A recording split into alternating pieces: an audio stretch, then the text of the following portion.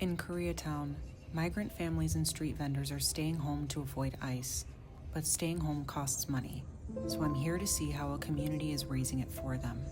My name is Andreina Kniss. I'm a longtime volunteer here in the Koreatown neighborhood. For the last month or so, me and a bunch of friends who also volunteer in the homelessness space have focused our efforts to support street vendors of the Koreatown neighborhood. We started this project with the goal of maybe buying out 3 or 4 vendors, and we're about hitting the goal of 100 families covered. So that means their rent, medication, food for a month. Just to get them out of the streets. Tenemos muchos voluntarios patrullando la área. Sí, ese número que, bueno, ahorita ya rayaron sobre las páginas. Pero... Masked men, shoving people into vans. We see people hiding in terror, whether they're documented or not. The streets are dead. There is no vendors. The community is struggling. These are our neighbors. These are people we've come to know and love, and now they're either gone in hiding, or they're out here selling in terror. So as of today, we've raised about $200,000, which has covered a lot of rent payments for a lot of families. So the vendor we're about to talk to right now, we supported his brother a week ago with rent and expenses for a month, and Federico's up next on our list.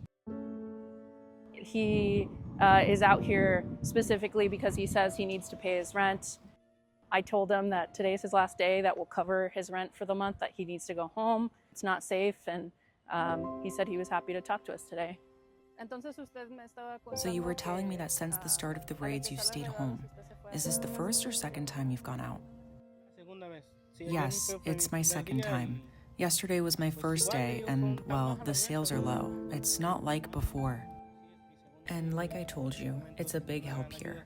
I'm gonna have a little bit, not a lot, but a little to send to my children, my wife, my mom, who I still have, thank God, and truthfully, it's a big help.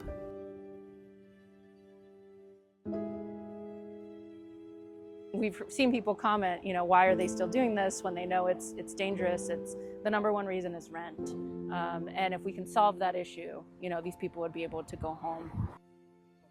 A vendor just passed by and you spoke to him, and you told me after that you offered to hide his cart should he need that. Is that a reality for most vendors in the area? Yeah, there's a very famous picture that has now been turned into painting of a solitary ice cream cart being left on the street after the vendor was taken. How much has business declined since all this started? It's been going down a lot. I would say 80%, give or take.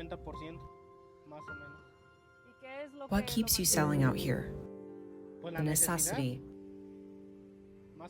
More than anything, it's necessity. We're here for the good of the family because we need to send money back home to our children, our wives, our parents. With the little that we have to help, we need to make the most of it.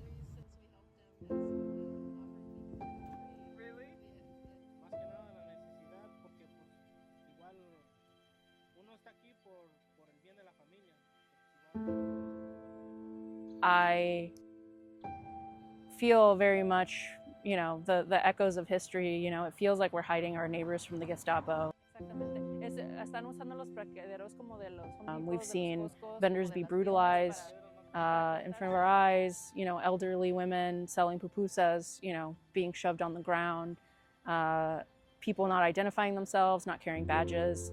It's just a really terrifying time for them, and it's a terrifying time for us.